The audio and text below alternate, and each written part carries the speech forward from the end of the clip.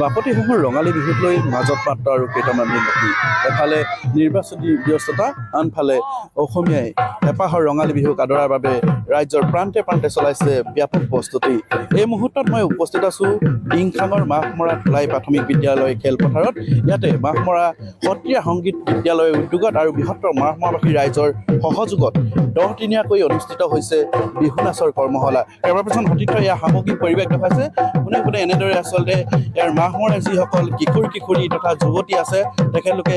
এনেদৰে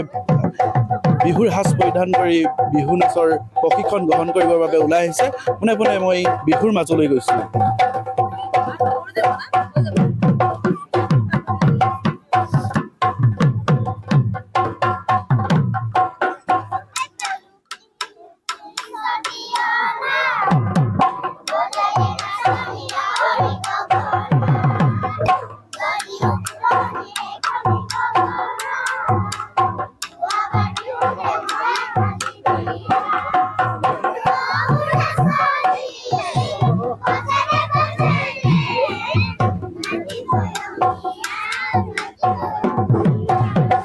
ইয়াতে প্ৰশিক্ষক আছে প্ৰশিক্ষকগৰাকীৰ সৈতে মই কথা পাতিবলৈ চেষ্টা কৰিম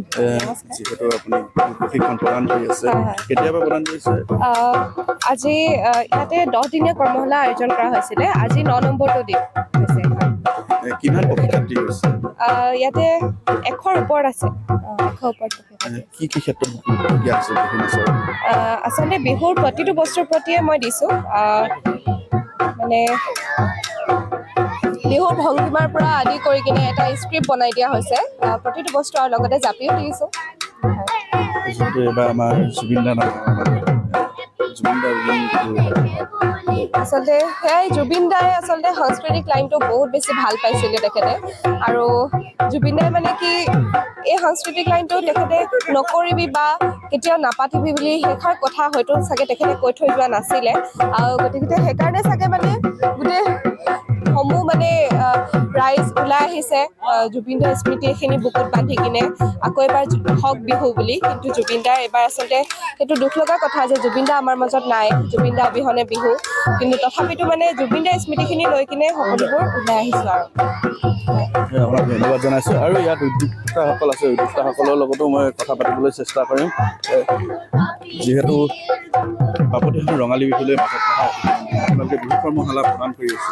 এতিয়া কেনেদৰে আমি মাহমৰা সত্ৰীয়া সংগীত বিদ্যালয়ৰ উদ্যোগত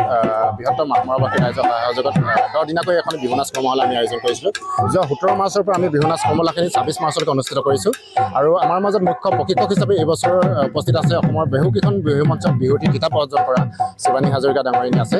একেৰাহে শিৱানী হাজৰিকা ডাঙৰী 3-4 বছৰ আমাৰ লগত জড়িত হৈ আছে আৰু আমি আশাবাদী আচলতে ছাত্ৰ ছাত্ৰীসকলে যিসকলে অংশগ্ৰহণ কৰিছে সৰ্বমুঠ 3 গৰাকী ছাত্ৰ ছাত্ৰী ইয়াত অংশগ্ৰহণ কৰিছে তেওঁলোক যথেষ্ট উপকৃত হৈছে বুলি আমি আশাবাদী খুব সুন্দৰকৈ ভংগীমাৰ পৰা জাপি নাচলৈকে এটা 16 মিনিটৰ স্ক্ৰিপ্ট তেওঁ পৰিৱেশন কৰাই আছে আজি 10 দিন আজি 9 নম্বৰ দিনত আমি ভৰি দিছোঁ আৰু অভিভাৱকসকলে যথেষ্ট সুন্দৰ সঁহাৰি 103 গৰাকী অভিভাৱকে আচলতে বিয়লি 2 বজাৰ লগে লগে ইয়াত আহি উপস্থিত হয় আৰু ফিল্ডখন একেবাৰে নধৰা হৈ যায় সেইকাৰণে আমি প্ৰথমে ধন্যবাদ জনাব লাগিব সেইসকল অভিভাৱক যিসকল অভিভাৱকে আচলতে আমি মাহমৰা সত্ৰীয়া সংগীত বিদ্যালয়ৰ উদ্যোগত আয়োজন কৰা এই বিহু নাচ কৰ্মশালাখনিত তেওঁলোকৰ নিজৰ সন্তানটিক এই কৰ্মশালাখনত অংশগ্ৰহণ কৰিবলৈ আগবঢ়াই আনিছে তেওঁলোকক আমি প্ৰথমে ধন্যবাদ জ্ঞাপন কৰিছোঁ আৰু অনাগত দিনত আচলতে সেইসকল অভিভাৱকৰ দিহা পৰামৰ্শ আৰু আশীৰ্বাদ আমি কামনা কৰিছোঁ নিশ্চয়কৈ ক'ব লাগিব যে মাহমৰা ধলাই প্ৰাথমিক বিদ্যালয় খেলপথাৰত ইয়াতে প্ৰায় 103 গৰাকী অধিক কিশোৰীয়ে তথা যুৱতীয়ে বিহু নাচৰ প্ৰশিক্ষণ গ্ৰহণ কৰিছে আৰু এনেদৰে আচলতে ৰাজ্যৰ বিভিন্ন প্ৰান্তত হেঁপাহৰ ৰঙালী বিহুটিক আদৰাৰ বাবে ব্যাপক প্ৰস্তুতি চলা পৰিলক্ষিত হৈছে